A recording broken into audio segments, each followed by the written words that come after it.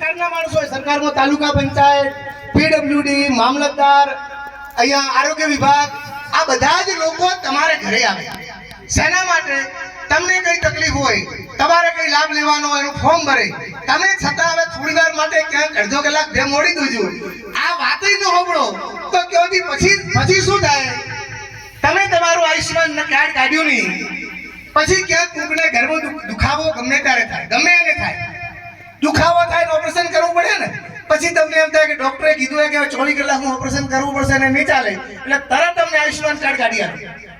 પણ હમણાં એના કરતા કાઢી દો 2 કલાક મોડા જઈને આ આયુષ્યમાન કાર્ડ કાઢો, એના લીધે આપણો પરિવાર સુખી થાય. આવા તો એક કથા બેહાડવી પડે. નરેન્દ્રભાઈને કામ કયા કરે છે અને કયા કરવાના છે. જો દિલ્હી બેઠા એક માણસ આપણને આટલા બધા અહીંયા સુધી જાગૃત રાખે, આપણની આટલી બધી સેવા કરે, તો આપણે આપણા ગામની એક 25 જણ ભેગા થઈ અને બાકીના જે લોકો એમને લાભ ન અપાવી શકીએ, એ લાભ અપાવી શકાય. અને લાભ બધાને મળે. કોઈ એમ કહેતું હોય ને, જેમ વરસાદ વરસે તમામના ખેતરો ભીંજાય, જેમ આયુષ્યમાન કાર્ડ ને એમાં તમામ સમાજને લાભ મળે. આનાથી કોઈ બાકાત નથી રહેતું, તમામ સમાજને લાભ મળે, એક સરખો લાભ મળે. એટલા માટે આપણે બધાને વિનંતી કે ગામની એક 20-25 જણની કમિટી બનાવો અને આપણે નક્કી કરો કે ગામની અંદરથી એક પણ માણસ આ લાભ વગર ન રહેવું જોઈએ. એના માટે અહીંયા નક્કી કરો.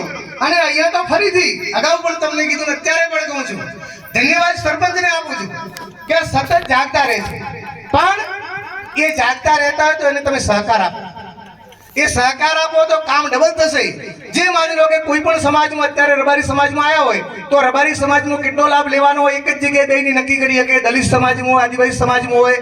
ગામ લોકો સહકાર આપો તો કામ ઘણું વધારે થશે. અને કામ વધારે થાય, બધા જ લાભો આપણા ઘર સુધી મળે, આપણા પરિવાર સુધી મળે, એવી ચિંતા કરવા માટે સરકાર આપના દ્વારે આવી છે. આપ પણ લાભ લો.